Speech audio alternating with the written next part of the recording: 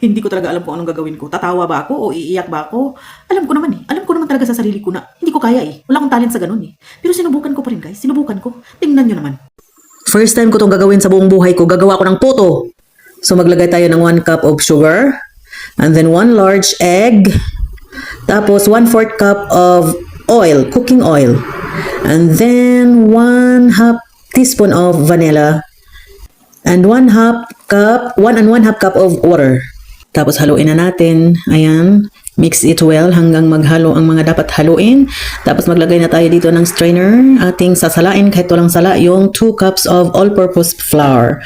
Yan. Ilagay natin dyan lahat at ating sasalain para matanggal yung bubuo. Tapos maglagay na tayo dyan ng 1/2 cup of powder milk.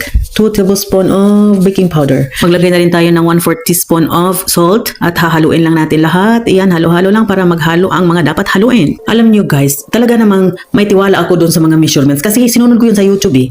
Lahat ng mga measures, lahat ng mga minimix dyan ay sinunod ko galing sa YouTube. Tapos ayan na nga, ilalagay na yan dyan sa sa hulmahan. Ma-heart yung aking hulmahan. Ilagay na yan dyan. Pagkatapos, ilagay sa steamer. Okay? Ganun na yun. Tapos, takpan na natin yan. Yung takip, nilalagyan ko ng towel kasi parang hindi daw magpapawis. Makalipas ang ilang minuto, binuksan ko. Ayun na nga, laking disappointment ko. Bakit naging brown yung puto ko at malagkit, parang hilaw. Tapos, ayan na yung resulta. Bakit naging brown yan? Nahilaw pa yung ilalim, basa pa yung ilalim. Tapos, nung tinanggal ko sa hulmahan, ayan, wasak siya. Wasak siya, guys, hilaw.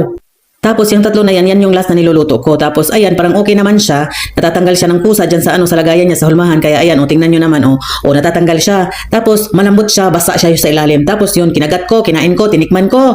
Ang resulta, pangit yung lasa. Kaya lagi kong sinasabi, ayoko talagang nagluluto ako kasi kahit naka-YouTube pa yan, kahit paano pa yan, may sinusunod pa ako dyan na recipe. Hindi talaga yan mangyayari, magiging yan, tama yan. Palpak talaga kahit pa sinusunod ko yan sa YouTube, kahit sinusunod ko pa yan sa Google. Kaya hindi na ako nagluluto at hindi na ako magluluto talaga. Tingnan nyo naman, ayan ba yung puto na expected ko na mangyayari. Sinunod ko naman lahat ng measurement, o diba?